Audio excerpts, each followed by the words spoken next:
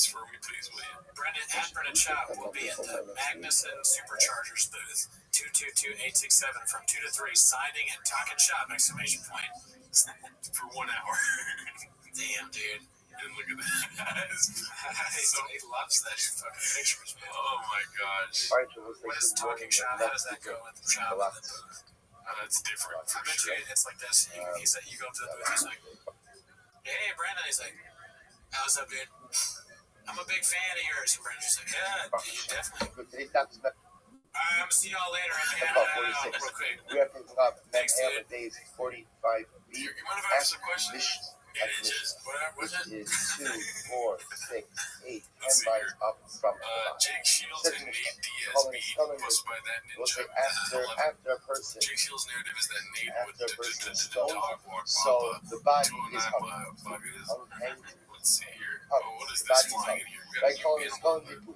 Whoever these the words of God is. Whoever experiences too long is unhappy. The come to come say, Allah has a body that only that is bread. Like it even come and say the only people whose bodies are unhappy is only are the individuals who go ahead and are person and because of the quality or one who works in Abu Zara, which is just the work of the I eat also on a Jafia.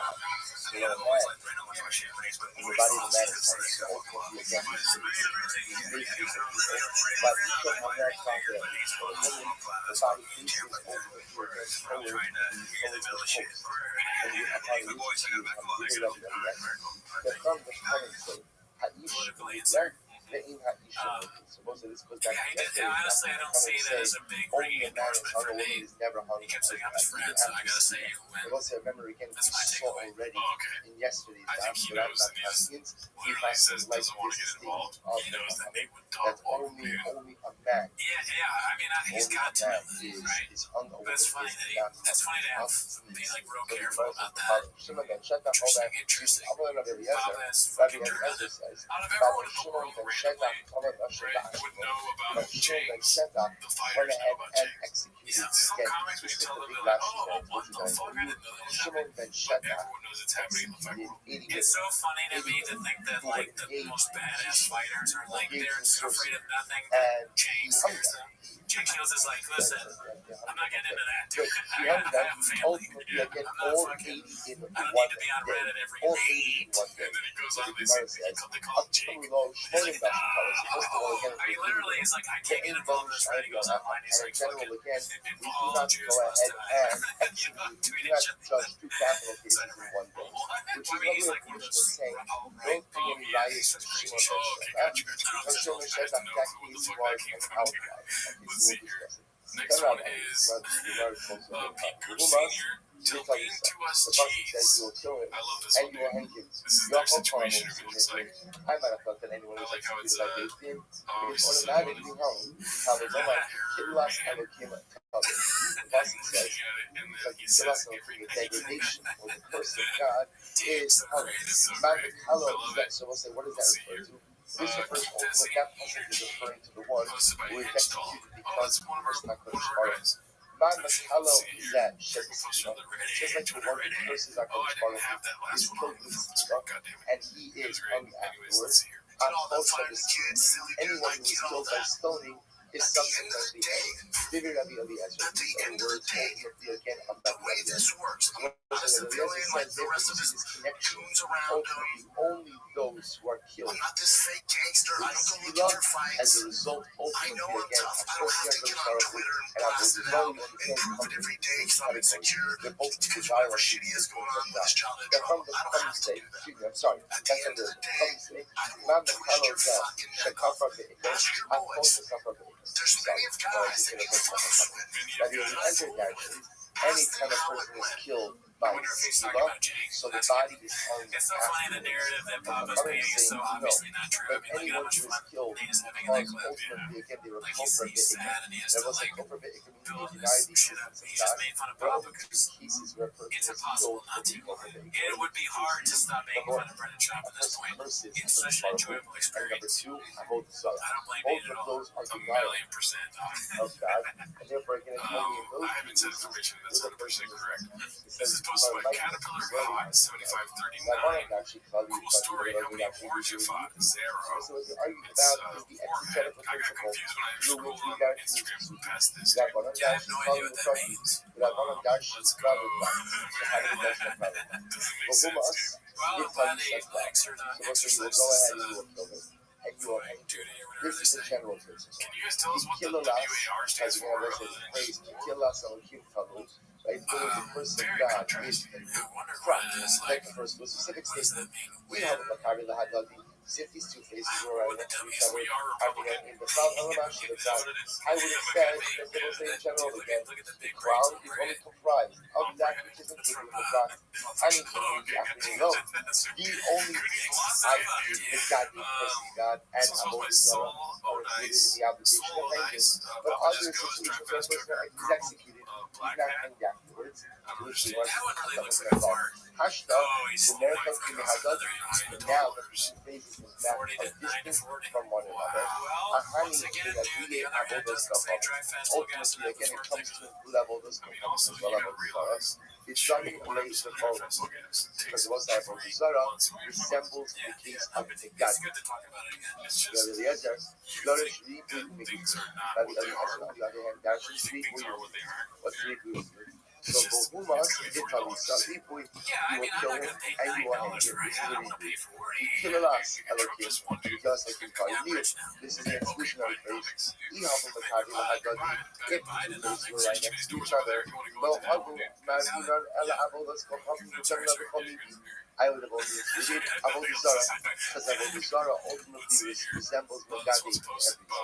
Hashta, the Merkach to the Hagadi, now that they are distant, Ahani and the Rabbi Shar Yisrael. It comes to include other people who are killed ultimately again by Sila, that they are also hanged as well. So, also very custom. Interestingly enough, we ultimately again like the Father. That Allah for the only people who are hung are people who are executed because of the Gadi and Avodah Zarah. Only those who are executed because they cursed God and because they worship idolatry, those bodies are hung after execution. I want to be clear. What's the difference in the say is the person was not killed through hanging. And we're going to see that. It's actually very interesting. They killed through stoning. After they killed through stoning, we hang the bodies. That only applies to the cases of Megadi and Avodah Zarah. Other cases of Mekira, it will not apply. So it says the Gemara the following. Hadith told us, nighttime is Rabbanon. The Gemara says the following.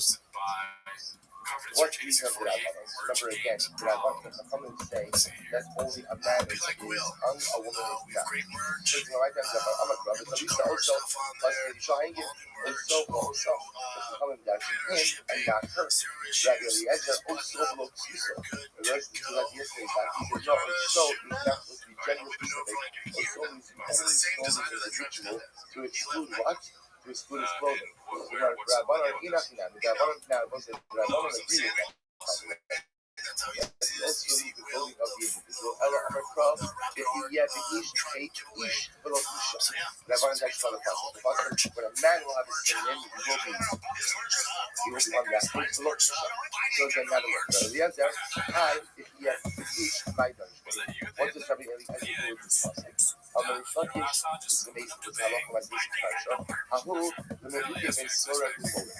It comes to exclude ben Sorah Umorah from the obligation from anger. So the Gemara says, V'hatanya ben Sorah Umorah Yisroel, but this very value that he has. One second. The Rashi says, he was like, this is Rabbi Eliezer Mishitasa. He says what? Everyone who is stoned is subsequently hanged. So therefore, again, you will hold that ben Sorah Umorah